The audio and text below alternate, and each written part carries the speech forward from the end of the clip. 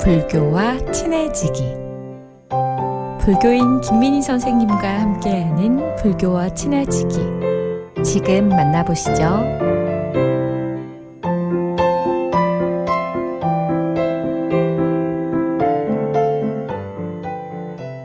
안녕하세요. 불교인 여여와 김민희입니다.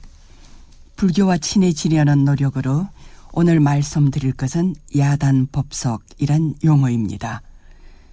야단법석이란 여러 사람이 모여서 떠들고 시끄럽거나 질서 없이 분주한 분위기를 보고 일컫는 말인데요.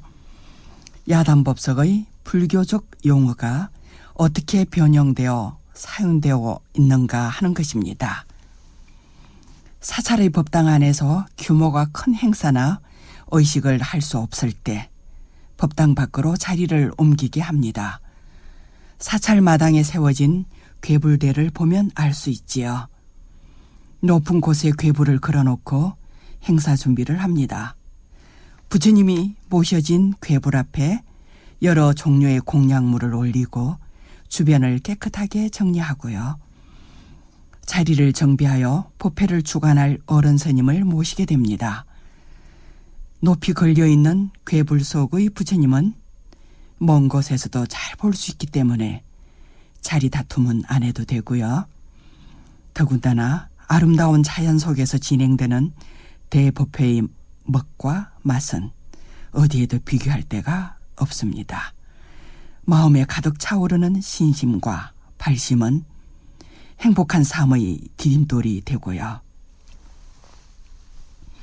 이러한 야단법석은 부처님이 걸어오신 45년간의 유행길에서 시작된 것이라 생각됩니다. 깨달음의 법으로 중생 교화에 나선 부처님은 언제 어디서나 누구라도 무엇인가를 위해 설법하셨습니다. 이러한 설법 중에 영취산 법화경을 설할 때의 일입니다. 부처님의 법을 듣기 위해 모여든 숫자가 헤아릴 수 없을 만큼 많았다고 합니다. 거룩한 부처님을 보고 싶어하는 사람들까지 합세하였으니 상상이 되지는 않지만 이런 상황에서는 이 사람들이 안전하게 부처님을 친견하고 부처님의 법을 들을 수 있도록 넓은 곳으로 옮겨야 했습니다. 넓은 들판을 찾아 단을 세우고 부처님이 법을 설하실 자리를 만들고 부처님을 모셔와야 합니다. 이렇게 만들어진 법의 자리를 야단법석이라 하고요. 부처님을 모셔오는 일을 이운식이라 합니다. 불기 2567년 부처님 오신 날 태화강 연등축제에서 부처님 이운식을 봉행했는데요. 태화강 둔치 넓은 들판에 단을 세우고 부처님을 모셔온 의식입니다. 부처님을 모셔오는 이운 행렬은 길게 이어지고요. 선두의 경찰차와 농악대가 큰 소리를 내면서 주위와 주변을 물리고 청정하게 정리하는 것입니다. 그리고 일례법사가 길을 인도하며 부처님을 모신 연상계가 행렬 중앙에 위치하는데요. 좌우를 밝힌 번과 연등이 부처님을 옹호하고요. 대중은 그 뒤를 따라서 행렬에 동참하면서 야단법석의 장으로 이동하는 것입니다. 이러한 불교 축제를 준비하는 과정의 여러 일들을 모아놓으면 한마디로 야단법석일 겁니다. 빛나는 축제를 위한 지혜와 노력을 모아야 하는 조율 과정에서 얼마나 시끌벅적하겠습니까? 부처님 당시에도 이처럼 많은 대중이 모여 움직이는 행렬은 당연히 소란하고 시끌벅적하였을 겁니다. 설법 당시에 모인 대중이 헤아릴 수 없을 정도로 많아서 자리를 이동하는 거잖아요. 아무리 조용히 한다 해도 부처님을 만난 기쁨을 숨길 수가 없었을 겁니다. 이런 대중의 술렁이는 물결은 장관이었을 테니까요. 눈앞에 펼쳐진 이런 상황만을 보고서 야단법석이라고 합니다만 이때 사용되는 한자는 다르게 쓰고 있습니다. 부처님의 인기 슬법인 법화경은요, 많은 비유와 인연법으로 제법의 실상을 설명해 주시거든요.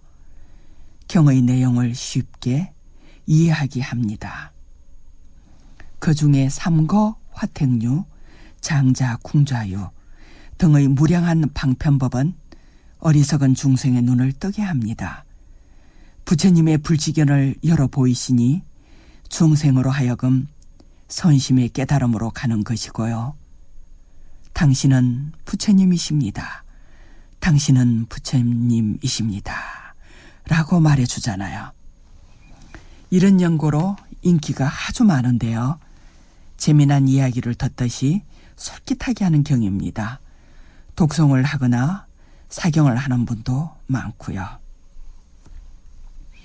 오늘날 우리들의 삶 속에는 불교적 사상과 교리, 문화와 실천은 바로 계열이 되어주고 지혜를 자라게 하며 바른 안목을 일깨워주는 부처님의 법이 그대로 녹아 있습니다. 그렇다고 원하는 대로 다 되지는 않지만요. 그래도 자신이 노력한 것에서 결실을 거두게 되고 보람과 뿌듯함을 가지잖아요. 눈높이가 달라지고요. 굳이 의도한 바는 아니라도 바른 견해를 이뤄낸 것입니다. 네, 지금까지 야단법석을 말씀드렸는데요.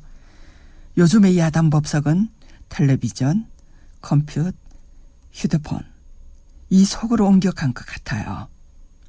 채널마다 부처님이 계시고 어른 스님의 설법이 이루어지고 있으니까요.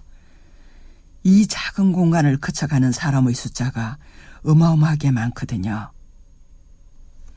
오늘은요, 이러한 시공간을 살아가는 우리에게 임재선사의 수처작주 입처계진, 머무는 곳에서 주인으로 살게 되면 그곳은 참될 것이다 라는 선사의 가르침으로 인사를 드릴까 합니다.